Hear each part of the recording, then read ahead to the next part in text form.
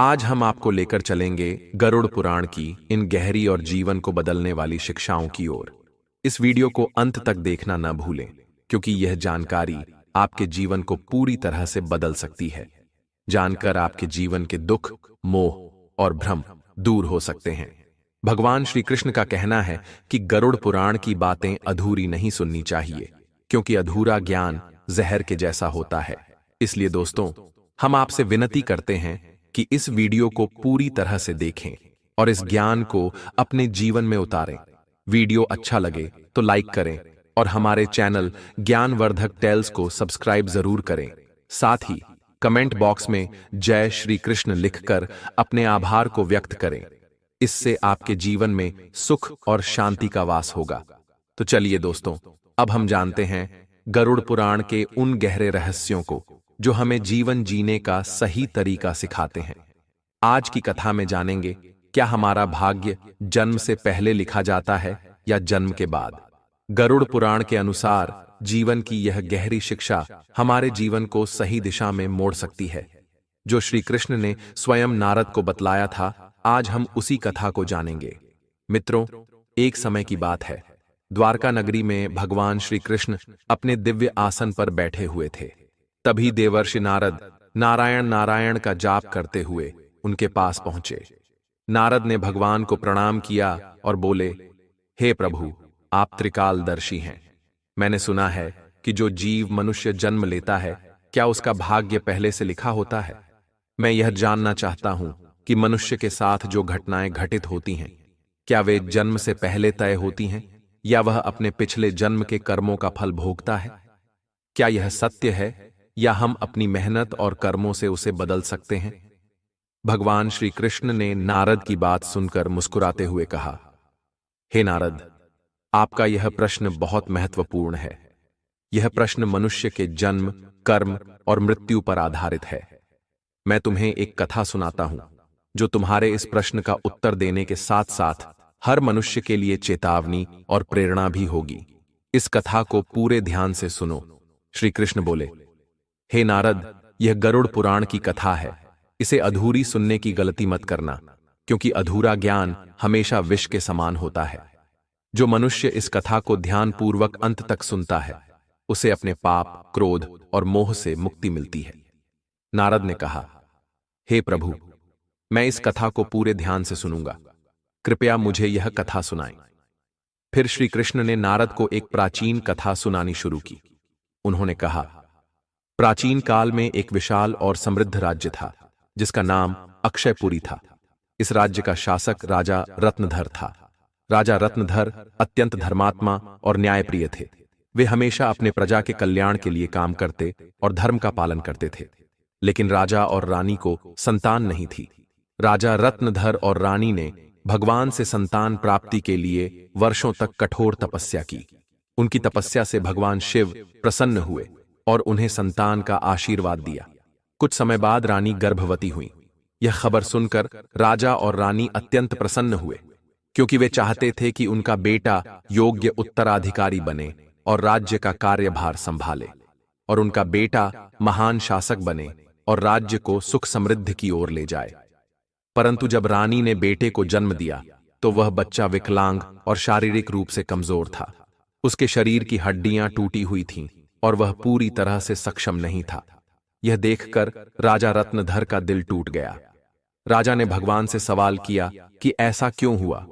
उन्होंने सोचा कि इतनी तपस्या और यज्ञ करने के बावजूद भगवान ने उन्हें ऐसा वरदान क्यों दिया। राजा ने भगवान श्री कृष्ण से मिलने का निर्णय लिया और अपना दुख उनसे साझा किया। राजा ने पूछा, हे प्रभु, मैंने इतनी तपस्या और यज्ञ किए, भगवान शिव से आशीर्वाद लिया, फिर भी मेरे बेटे का जन्म विकलांग क्यों हुआ। क्या यह पहले से मेरे भाग्य में लिखा हुआ था। भगवान श्री कृष्ण मुस्कुराए और बोले, हे राजन, यह सत्य है कि तुम्हारा पुत्र विकलांग जन्मा है, लेकिन क्या तुम जानते हो कि ऐसा क्यों हुआ। यह तुम्हारे और तुम्हारे पुत्र के पिछले जन्मों के कर्मों का परिणाम है। राजा ने आश्चर्यचकित होकर पूछा, हे प्रभु, क्या भाग्य वास्तव में पहले से लिखा होता है। श्री कृष्ण ने उत्तर दिया, जन्म, मृत्यु और जीवन के उतार चढ़ाव पहले से निर्धारित होते हैं। लेकिन मनुष्य के कर्म उसके भाग्य को बदल सकते हैं। जिस दिन तुम्हारे बेटे का जन्म हुआ, उस दिन तुम्हें एक विशेष संतान का वरदान मिला, लेकिन इस वरदान के साथ चुनौतियां भी आवश्यक थीं। श्री कृष्ण ने आगे कहा, तुम्हारे बेटे का विकलांग जन्म लेना केवल उसके वर्तमान जीवन के कारण नहीं है, बल्कि यह तुम्हारे और उसके पिछले जन्मों के कर्मों का परिणाम है। राजा ने पूछा, हे प्रभु, तो क्या हमारे भाग्य और कर्म में कोई संबंध है? श्री कृष्ण ने उत्तर दिया, हे राजन, भाग्य और कर्म में बहुत गहरा संबंध है। हमारे कर्म ही हमारे भाग्य का निर्माण करते हैं। इसीलिए जीवन में हमेशा धर्म और सत्य के मार्ग पर चलना चाहिए। यदि तुम्हारे जीवन में यह घटना घटी है, तो यह तुम्हारे पिछले जन्म के कर्मों का परिणाम है। तुम्हारा बेटा विकलांग जन्मा है, तो यह उसकी आत्मा के पिछले जन्म के कर्मों का फल है। जब कोई पुण्य आत्मा के रूप में जन्म लेता है, तो उसके जीवन में कठिनाइयां और संघर्ष जरूर आते हैं। इस संसार में हर आत्मा को कुछ न कुछ कष्ट झेलना पड़ता है, ताकि वह अपने पिछले कर्मों का भार समाप्त कर सके। लेकिन याद रखो, तुम्हारे बेटे के जीवन में जो कठिनाई है, वह एक परीक्षा है। अगर वह धैर्य और साहस से इन कठिनाइयों का सामना करेगा, तो वह अपने भाग्य को बदल सकता है। एक दिन वही कार्य करेगा जिसकी तुमने कल्पना की थी। मित्रों, राजा रत्नधर ने फिर पूछा, हे प्रभु, क्या मैं और मेरा पुत्र अपने भाग्य को बदल सकते हैं? श्री कृष्ण ने उत्तर दिया, बिल्कुल, तुम दोनों ही अपने भाग्य को बदल सकते हो। तुम्हारे बेटे की विकलांगता उसके कर्मों का परिणाम है, लेकिन उसका भविष्य तुम्हारे अच्छे कर्मों पर निर्भर करता है। अगर तुम उसे साहस, धैर्य और आत्मविश्वास से भर दोगे, तो वह अपने भाग्य को बदल सकता है। एक दिन वह महान बनेगा और राज्य का भार संभालने में सक्षम होगा। श्री कृष्ण ने आगे कहा, भाग्य एक चक्र की तरह है, जो कर्मों के आधार पर घूमता रहता है। जब तुम अच्छे कर्म करते हो, तो तुम अपने भाग्य को सुखद बना सकते हो। राजा रत्नधर ने फिर पूछा, हे प्रभु, क्या भाग्य हमेशा पिछले कर्मों से जुड़ा होता है? श्री कृष्ण बोले, हां, लेकिन उसे बदलने की शक्ति तुम्हारे हाथों में है। अगर तुम अच्छे कर्म करते हो, तो यह तुम्हारे भाग्य को भी सुधार सकता है। भक्ति, साधना और सेवा के माध्यम से भाग्य को बदला जा सकता है। भगवान की भक्ति से ईश्वर को प्रसन्न करके भी हम अपने भाग्य को बदल सकते हैं। श्री कृष्ण ने कहा, यदि तुम अपने पुत्र को साहस और आत्मविश्वास के साथ जीवन के संघर्षों का सामना करना सिखाओगे, तो वह अपने भाग्य को बदल सकेगा। राजा रत्नधर ने श्री कृष्ण की बातें गहराई से समझीं और अपने पुत्र को शिक्षित करने का संकल्प लिया। उन्होंने उसे सिखाया कि कठिनाइयों के बावजूद जीवन में धैर्य और विश्वास बनाए रखना चाहिए। समय के साथ उस विकलांग पुत्र ने अपने आत्मविश्वास और संघर्ष के बल पर समाज में एक महत्वपूर्ण स्थान हासिल किया। उसकी संघर्षशीलता और साहस ने उसे राज्य का सम्मानित व्यक्ति बना दिया। श्री कृष्ण बोले, हे नारद, तुम यह समझो कि भाग्य एक निरंतर प्रक्रिया है, जो कर्मों के आधार पर बदलती रहती है। जो लोग अपने जीवन में कर्म सुधारते हैं और भगवान की शरण में जाते हैं, उनका भाग्य भी बदल जाता है। यह केवल कर्म नहीं है, बल्कि जीवन के संघर्षों और प्रयासों का परिणाम है। मित्रों, फिर श्री कृष्ण ने नारद से कहा, यह कथा हमें सिखाती है कि जीवन में जो कुछ भी होता है, वह हमारे पिछले कर्मों का फल है। भाग्य और कर्म का कोई स्थिर प्रारूप नहीं होता। हमारा कर्म ही हमारे भाग्य को बदल सकता है। मित्रों, गरुड़ पुराण सिखाता है कि अगर हम अच्छे कर्म करें, सत्य की राह पर चलें और ईश्वर का ध्यान करें, तो हम अपने जीवन की दिशा को बदल सकते हैं। फिर श्री कृष्ण ने नारद से कहा, हे नारद, यह संसार कर्मों का दर्पण है। जो जैसा कर्म करेगा, वैसा ही फल पाएगा। मनुष्य को यह ध्यान रखना चाहिए कि माता पिता की सेवा, दूसरों की सहायता और ईश्वर का ध्यान ही सबसे बड़ा धर्म है। जो मनुष्य अपने पिछले जन्म में पाप करता है या किसी को कष्ट देता है, उसे केवल नरक में यातना नहीं झेलनी पड़ती, बल्कि वह जन्म जन्मांतर तक उसका परिणाम भोगता है। लेकिन जो अपने कर्मों को सुधार लेता है, वह इस चक्र से मुक्त हो सकता है। यह संसार एक अवसर है। धर्म, सेवा और सत्य ही मनुष्य का सच्चा जीवन है। मनुष्य को समझना चाहिए कि मृत्यु के बाद उसके अच्छे कर्म ही उसके साथ जाते हैं। मित्रों, यह कथा हमें सिखाती है कि हमारे भाग्य हमारे पिछले कर्मों का फल है। हर पाप का दंड और हर पुण्य का फल निश्चित है। हे मनुष्य, अपने कर्मों पर ध्यान दो। स्वार्थ, पाप और अहंकार को त्यागो। धर्म, सत्य और सेवा को अपनाओ, क्योंकि यही जीवन का सबसे सच्चा मार्ग है। मित्रों, श्री कृष्ण ने इस प्रकार नारद को गरुड़ पुराण के रहस्यों को बताया।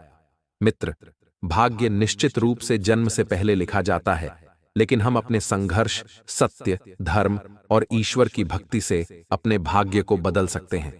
गरुड़ पुराण में भाग्य और कर्मों के गहरे रहस्य बताए गए हैं। मित्रों, गरुड़ पुराण हमें सिखाता है कि जीवन एक बोया हुआ खेत है। मनुष्य जो बीज बोता है वही फल पाता है। उसी प्रकार मनुष्य अपने जीवन में जो कर्म करता है उसका फल अगले जन्म में भोगता है।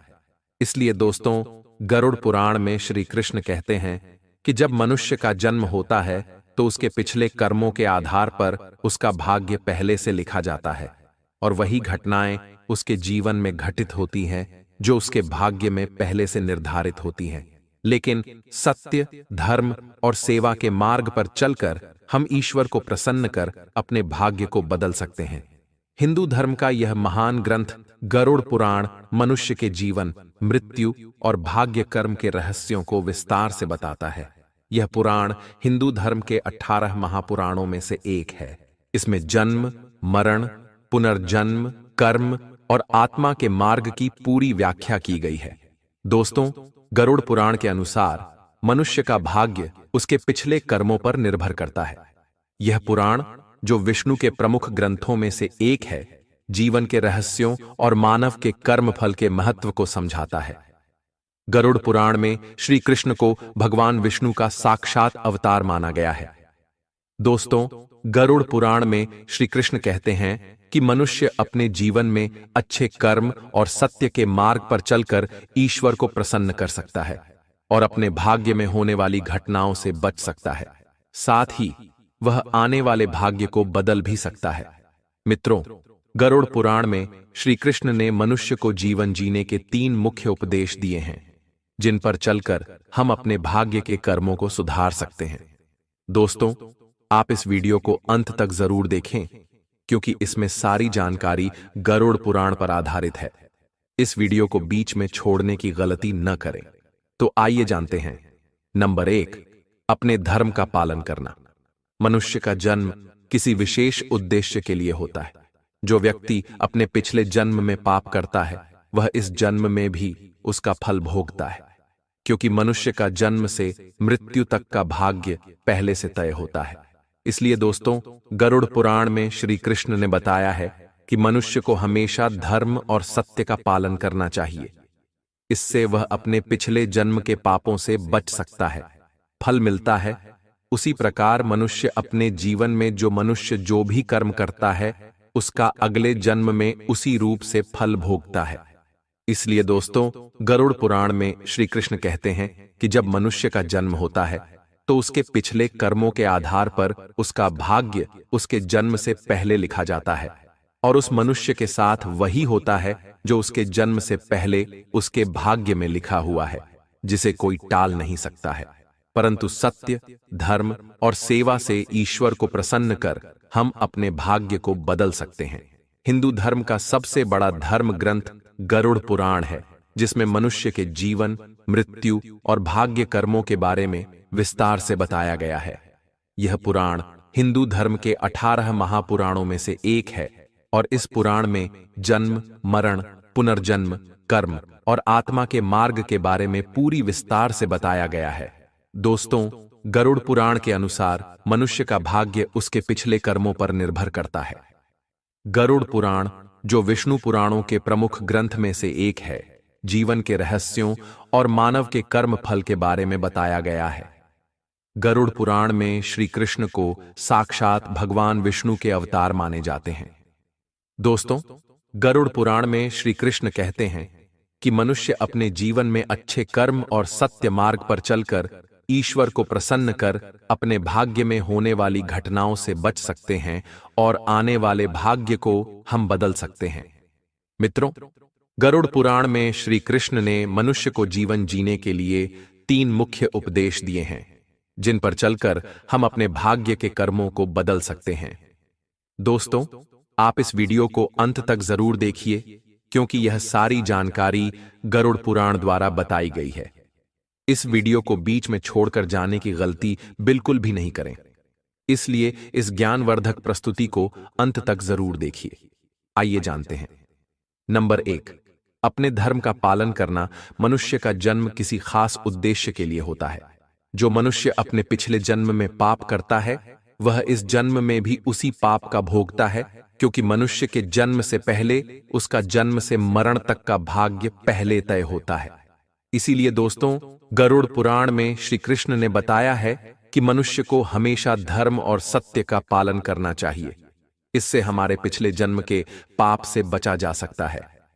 नंबर 2, माता पिता की सेवा और आदर करना। दोस्तों, गरुड़ पुराण में श्री कृष्ण कहते हैं कि मनुष्य को हमेशा अपने माता पिता की सेवा करनी चाहिए, क्योंकि माता पिता के ही चरणों से तीनों लोकों का स्वर्ग है।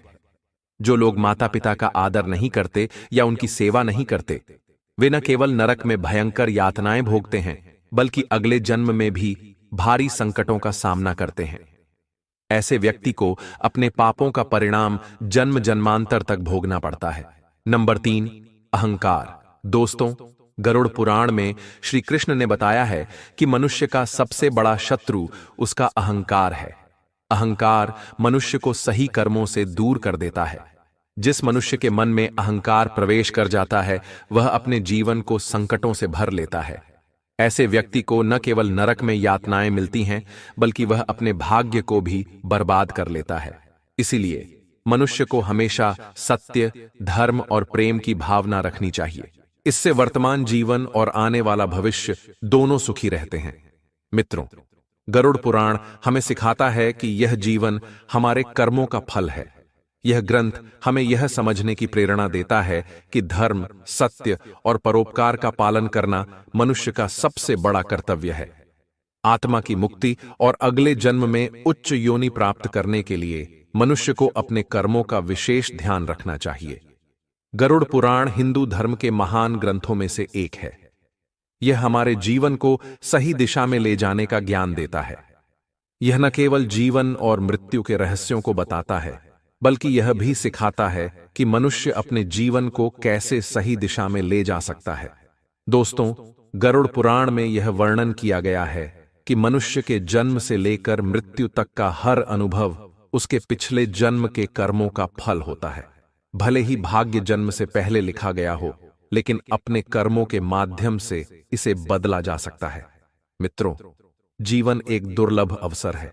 इसे सही दिशा में ले जाकर हम अपनी आत्मा को मोक्ष की ओर अग्रसर कर सकते हैं। धन्यवाद दोस्तों। गरुड़ पुराण की इन बातों को अवश्य ध्यान में रखें और सत्य की राह पर चलें। इससे आपका आने वाला जीवन अत्यंत सुखद होगा। दोस्तों, अगर यह वीडियो आपको अच्छा लगा हो तो इसे लाइक करें और कमेंट में जय श्री